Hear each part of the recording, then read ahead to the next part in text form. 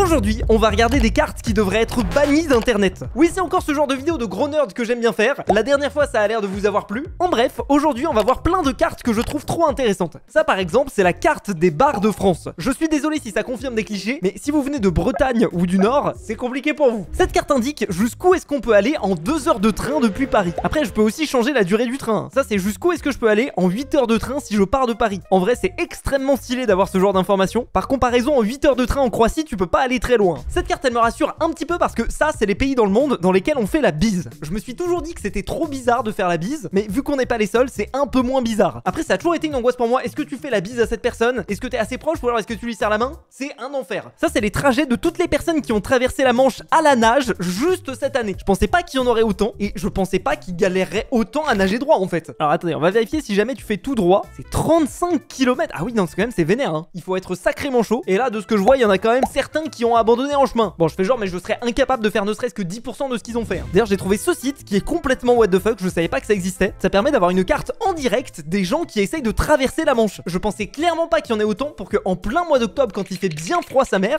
il y ait genre là à cet instant T une dizaine de personnes en train de traverser la Manche à la nage. Par exemple, là, il y a ce mec là, Lido Lizards. Si tu regardes, il y a 3 minutes, il était juste ici. Et il y en a d'autres, je crois qu'ils ont pas trop compris, ils sont repartis vers le large. Ah, mais non, ça doit être des points GPS qui sont sur des bateaux et les bateaux, forcément, ils peuvent pas aller sur Terre. Bon, en tout cas, GG à eux. Premier degré, à un moment, on avait un projet de construire un bateau Minecraft et de traverser la Manche avec. La vérité, ça serait très stylé et très débile en même temps parce que je pense que c'est un petit peu dangereux quand même. Le Super Bowl, c'est un petit peu la Coupe du Monde équivalent États-Unis. L'année dernière, ça a eu lieu en Arizona et le truc qui est rigolo, c'est que juste après l'événement, et ben il y a tous ces jets privés qui sont retournés tranquillement chez eux. Normal, tu vas te mater le petit match du Super Bowl. Voilà, après tu fais quelques milliers de kilomètres pour rentrer chez toi le soir. Voilà, qui ne vit pas cette vie? La vie normale américaine quoi. Ok, je crois que le monteur s'est planté. Ça c'est pas l'aigle de l'Amérique, c'est l'aigle de Oli, le sponsor de cette vidéo. Oli, c'est l'allié idéal si vous cherchez une alternative au soda industriel. Je pense qu'aux États-Unis ils en auraient bien besoin parce qu'à l'intérieur il y a ni sucre ni taurine, juste des vitamines, des minéraux et des antioxydants. Ce qui fait la diff, c'est surtout la New Caf. C'est une caféine spéciale qui vous permet d'avoir un méga boost d'énergie, mais sans la descente qui arrive après quand vous buvez du vrai café. C'est hyper facile à faire, j'ai juste à prendre un verre d'eau dans lequel je mets une cuillère de Oli, je mélange, et c'est parfait, j'ai toute l'énergie dont je vais avoir besoin pour finir la vidéo. Si vous vous demandez, il y en a un total de 525, en tout cas un joli bilan carbone pour cet événement. Regardez, je vois celui de Taylor Swift, ici là il décolle. Bon, pour ceux qui n'ont pas suivi l'anecdote, c'est que Taylor Swift s'est fait allumer parce qu'elle utilisait beaucoup trop son jet privé dans une année. Elle en a même 2, la soirette. Des fois elle fait des vols de 2 minutes, tu sais pas pourquoi. Peut-être que le McDo a oublié sa commande et il faut retourner la chercher. Si elle avait bu du Oli, au moins ça pourrait un peu se défendre. Ça vous permet de moins polluer parce que un pot, ça correspond à l'équivalent de 50 canettes. Et ça, c'est bon pour la planète. Si vous voulez goûter, je vous invite à prendre le starter set. Ça vous permet de goûter toutes les gammes de la marque. En plus des boissons énergisantes, il y a par exemple du thé glacé, des boissons hydratantes avec de l'eau de coco et enfin des milkshakes. En gros, c'est à mélanger avec du lait à la place de mélanger avec de l'eau. En utilisant mon code FUSE5, vous aurez directement 5 € de réduction sur votre commande. Et merci à Oli pour le soutien. Bon, nous, on était en train de dire que les Américains abusent de fou sur leur bilan carbone. Mais en tout cas, ce qui est sûr, c'est que tout ça, ça va engendrer la montée du niveau des océans. Et justement, c'est ce que permet de voir ce site. En gros, je peux rentrer une hauteur, par exemple 1 mètre, voilà. Et ça me permet de voir l'impact de ces 1 mètre sur les zones qui vont être inondées dans le futur. Par exemple, à partir de 1 mètre, on peut très clairement dire adieu aux Pays-Bas. En France, on est quand même relativement épargné. Ah si, peut-être là, cette zone-là, c'est pas ouf, hein. Vers La Rochelle, tout ça. Dans le sud, c'est pas top, il y a toute la Camargue qui va se retrouver sous la flotte. Je suis étonné parce que le pire scénario prévu pour la montée des eaux en 2100, c'est 1,1 mètre. Ce qui fait que d'un point de vue complètement égoïste, nous, on serait pas trop impacté en France. Mais par contre, clairement, il y a d'autres pays qui disparaîtraient complètement, hein. Typiquement, plein de petits pays dans l'océan Indien, on peut leur dire adieu. Alors, il se passe quoi si, par exemple, on a une montée des eaux de 5 mètres?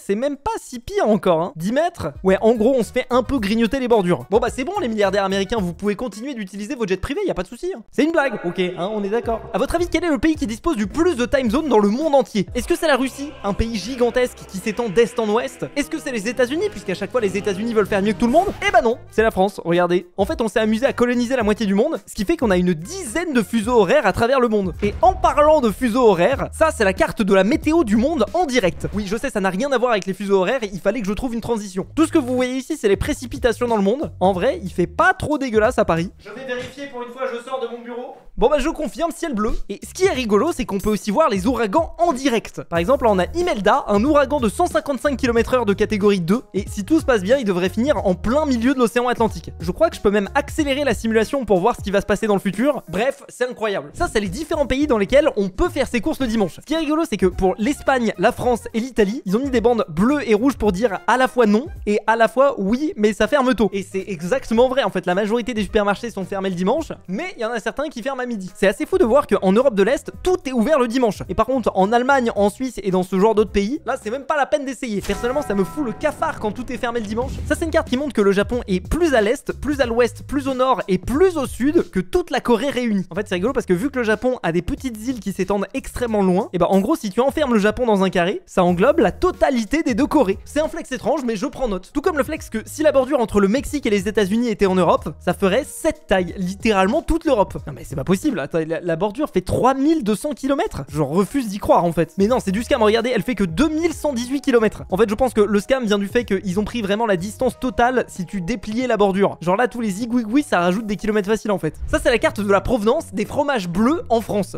Vous savez, les fromages style le Roquefort, bah en fait, le bleu qu'il y a dans le fromage, c'est simplement de la moisissure. Franchement, je me demande bien qui a pensé à faire de la nourriture à partir de moisissure. Faut vraiment être détraqué dans sa tête. Vraiment, c'est un truc de malade. Donc là, on voit vraiment qu'en Auvergne, c'est des timbrés. Ils kiffent tout ce qui est moisi. Bleu d'Écosse, bleu d'Auvergne, fourme d'Ambert. Ils sont peut-être fous, ok, mais ça a le mérite d'être délicieux. Ah, mais Roquefort, ça vient de là, d'accord. En tout cas, il y a littéralement une ville qui s'appelle Roquefort. Et statistiquement, c'est pas impossible qu'il y ait une personne qui regarde la vidéo qui habite là-bas. Bah, big up à toi en tout cas, si c'est le cas. Ça, c'est les 10 routes aériennes qui sont les plus empruntées en Europe. Alors, on retrouve évidemment des vols depuis Londres, des vols depuis Rome jusqu'à la Sicile. Ça, je trouve ça un petit peu bizarre. L'Espagne, pourquoi pas. L'Allemagne, pourquoi pas. Mais par contre, le truc que je n'arrive pas à comprendre, c'est pourquoi est-ce qu'il y a autant de vols qui partent d'Oslo. Peut-être qu'ils ont un réseau de routes ou de trains qui est vraiment pas développé là-bas et ils sont obligés de prendre l'avion. Alors, ce qui est marrant, c'est qu'au niveau de la France, on a le Toulouse-Paris qui est vachement emprunté. Ça, c'est notamment parce que pour faire Toulouse-Paris en train, c'est un peu une galère, il n'y a pas de TGV. Et la deuxième, c'est Nice-Paris, pour à peu près la même raison. En vrai, si on ouvrait ces deux lignes, on économiserait pas mal de CO2 dans l'atmosphère, hein. Après, la vérité, c'est que ça doit forcément être plus compliqué que ça. Je pense que c'est pas un youtubeur un peu teubé comme moi qui va régler tous les problèmes de transport de tout un pays. Ça, c'est le pourcentage de la population des pays qui sont morts pendant la Seconde Guerre mondiale. Alors, il y a des pays vraiment force à eux parce qu'ils se sont fait rouler dessus. Par exemple, la Biélorussie, elle a perdu un quart de sa population pendant la Seconde Guerre mondiale. C'est chaud ou froid parce qu'il fait pas très chaud là-bas, je pense. La France, on s'en sort pas trop mal avec 1,44%, sachant qu'on faisait partie quand même des plus gros protagonistes en Europe. C'est un bon score, surtout quand on le compare à l'Allemagne qui, elle, a pris relativement cher, 8%. Après, je sais pas si ça prend en compte les gens qui sont morts dans des camps, parce que peut-être que du coup l'Allemagne avait plus de facilité à mettre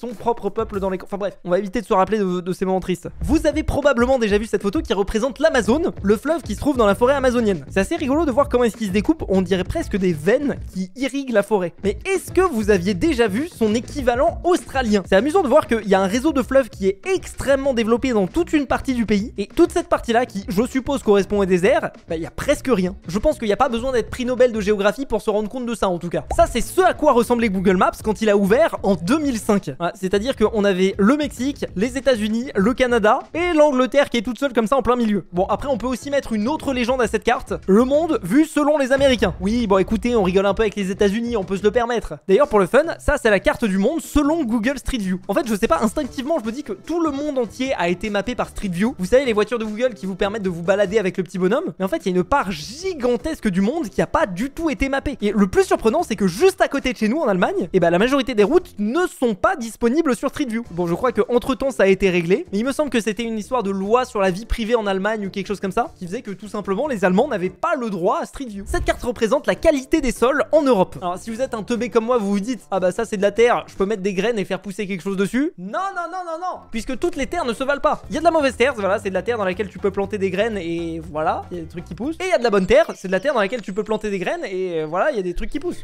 Non, bon, plus sérieusement, on voit qu'en France, on n'est pas trop mal loti, surtout au niveau du nord. Alors, entre la Belgique et la France, voilà, entre les deux. L'Italie, c'est une grosse catastrophe. En même temps, tu me diras, c'est une bonne partie de montagne, je crois, si je dis pas de bêtises. Et il y a toute cette partie-là qui est en fait en réalité le cœur économique de l'Italie qui a des terres fertiles. Là où c'est intéressant, c'est que quand on va vers l'est, on voit que vraiment il y a des zones gigantesques qui ont une super qualité des sols et qui est parfait pour faire de l'agriculture. Notamment, il y a toute cette partie-là de l'Ukraine qui est parfaite pour faire pousser des choses. Et pour la petite anecdote, c'est pour ça que le drapeau ukrainien, c'est ça. En fait, ça représente un champ de blé et le ciel. Alors ça, c'est une carte de l'Europe. Et plus le territoire est bleu, plus il a fait partie de la France pendant longtemps. Donc on voit qu'on a tout ce qui est Belgique et un petit peu peu Pays-Bas qui nous a appartenu pendant un certain temps, une partie de l'Italie, la Croatie aussi, je savais pas. C'est peut-être pendant Napoléon là qui faisait des dingueries. Et voilà, sans grande surprise, il y a aussi l'Est de la France qui pendant un certain temps nous a été piqué par nos voisins allemands. No comment. De toute façon, ils ont perdu 8% de leur population, on va pas en rajouter une couche non plus. Ça, c'est la carte des outils de communication les plus utilisés en Europe. On voit que vers chez nous, on utilise plutôt WhatsApp. J'avoue que ça m'étonne presque. Alors, il y a de plus en plus de gens qui utilisent WhatsApp, j'ai l'impression. Mais moi, quand j'étais jeune, c'était plus Messenger. Sinon, si on va vers l'Est, bah justement, c'est Messenger. Quoi qu'il arrive, dans tous les cas, Mark Zuckerberg se met très bien avec nos données. Miam miam miam, des bonnes données de français.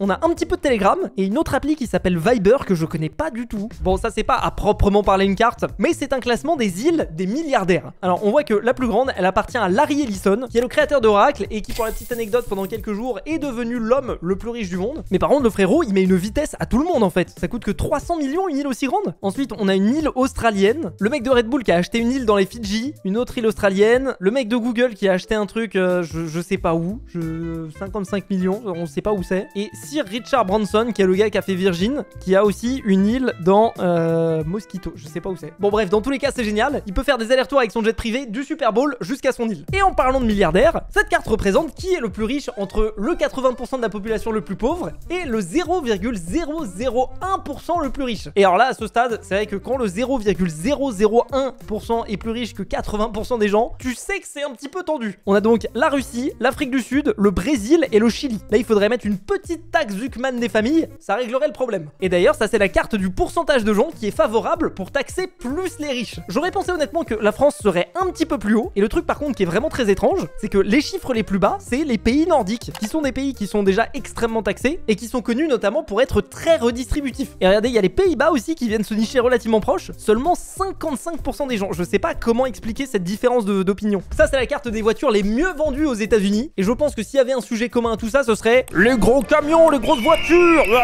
Ah, écoutez, on est américain ou on n'est pas américain. Hein. Quand tu regardes au milieu des États-Unis, c'est que des gros pick-up trucks. C'est voilà, c'est génial. Ouais, on a quand même besoin d'un gros camion pour aller au travail et manger son Starbucks dans la... J'ai fait que taper sur les Américains. On a quand même quelques petites exceptions, notamment en Californie où c'est la Tesla Model Y, le modèle le plus vendu, et on a aussi une petite Toyota en Floride. Les moteurs à combustion ont encore de belles années devant eux. Pour la petite anecdote, ça c'est la route la plus courte entre le Chili et la Mongolie. Oui, je sais, c'est perturbant, mais la Terre est ronde et après avoir fait le tour du monde, tout ce qu'on veut c'est être à la maison. Alors ça c'est rigolo, c'est une carte que j'ai trouvée sur Reddit et ça reprend le nombre de membres que chaque pays a sur son propre Reddit. Par exemple, le Reddit de l'Angleterre, ils ont 5,4 millions de membres. Le Reddit de l'Allemagne, ils en ont 1 million. Le Reddit de la Pologne, 1,1 million. Et au final, je crois que de toute l'Europe, on a le deuxième plus gros subreddit. Voilà, 2,5 millions de personnes. Après, je pense qu'on n'est pas le pays qui a le plus d'utilisateurs de Reddit par habitant. Je pense que ça doit être la Suède. Hein. Regardez, il y a presque 1 million de personnes, alors qu'en Suède, ils sont vraiment très peu. Je crois qu'ils sont 10 millions, quelque chose comme ça. Ouais, c'est ça, exactement. Ils sont 10 millions et ils ont 1 million. C'est-à-dire qu'il y a 10% de la population qui sont sur le subreddit de la Suède. Ça doit discuter fort de Ikea et de boulettes de viande, en fait. Et de Minecraft. Il faut pas oublier Minecraft. Ok, alors là, je vais avoir besoin de vous, les gens, parce que ça, c'est censé être la carte des voyages des Néerlandais dans l'Europe. C'est-à-dire que c'est un petit peu un mème de dire que les Néerlandais, ils partent en vacances aux 4 coins de l'Europe. Ils vont dans leur camping-car, ils se déplacent avec leurs claquettes chaussettes et ils vont au soleil du sud de la France ou de l'Espagne, visiblement. Et alors, il y a une rumeur qui dit que, en fait, quand les Néerlandais se déplacent, ils se déplacent avec des tonnes et des tonnes de bouffe de chez eux. C'est apparemment une spécificité culturelle des Néerlandais. C'est-à-dire que c'est un petit peu chiant parce que du coup, ils font pas travailler l'économie locale. Ils mangent leur sandwich au lieu d'aller au resto et plutôt que de prendre des hôtels, ils ont leur caravane. Mais est-ce que c'est vrai ça? Est-ce que c'est vrai? Est-ce que tous les étés, il y a des tonnes et des tonnes de sandwichs au Gouda qui se baladent dans toute la France? Je veux savoir. Ça, c'est une carte de la vitesse d'internet en fonction des pays d'Europe. On tape souvent sur la France, mais s'il y a bien un truc qui fonctionne bien chez nous, c'est internet. C'est peut-être pour ça qu'on a autant de monde sur Reddit en fait. 214 mégabits par seconde. Il y a juste la Roumanie qui est au-dessus de nous, mais ça reste quand même pas mal. Ah non, non, non, regardez, les Suisses, ils nous baisent là, ils nous baisent. Ah. Et un petit peu dans le même style, ça c'est la couverture 5G dans le monde. Et on voit que en vrai la France, pour un territoire qui est aussi grand que ça, et bah on est quand même très bien relié. Hein. L'Inde aussi, j'aurais pas pensé, mais vraiment l'Inde est parfait. Il y a de la 5G partout en Inde. Alors que si tu compares aux États-Unis, il y a toute la côte ouest où il y a pas grand chose. Hein. C'est fou, il y a une délimitation entre les deux. Alors ça c'est une carte de 24 heures des vols entre l'Europe et les États-Unis. Alors on voit que en fonction de l'heure, il y a plus ou moins de vols qui partent de l'Europe ou de vols qui partent des États-Unis. Mais c'est rigolo. Imaginez c'était une carte des missiles qui partent de l'Europe vers les États-Unis. Oui, écoutez, ça fait longtemps que je tourne, je commence à m'inventer des films. Ça, c'est les patterns de camouflage au sein de l'Europe. J'avoue, c'est le genre de truc auquel j'aurais jamais pensé. Mais du coup, par exemple, l'armée française utilise ce pattern pour se camoufler et l'armée espagnole, ce pattern-là. Ça n'a rien à voir et c'est le genre de truc auquel j'aurais jamais réfléchi sa mère. Le truc qui me fait un petit peu rire, c'est que regardez ici l'armée russe, ils utilisent un espèce de camouflage en mode pixel art. Bon, et pour finir, voilà le réseau ferroviaire français entre 1930 et 2014. Et c'est un petit peu triste de voir que le réseau ferroviaire a perdu un peu en densité. Notamment dès que tu vas aller d'un point A à un point B sans passer par Paris, c'est globalement une grosse galère. Mais en échange, on a des bons gros trains à grande vitesse. Il faut savoir faire des choix parfois. Moi personnellement, j'ai fait le choix de prendre le jet privé pour aller au Super Bowl. Comme d'habitude, je kiffe faire ce genre de vidéos de gros nerds. Donc si vous en voulez d'autres, des vidéos un petit peu chill comme ça, vous connaissez la chanson. Le pouce bleu, l'abonnement, le jet privé de Taylor Swift. Salut tout le monde, c'était Fuse, à la prochaine, à plus.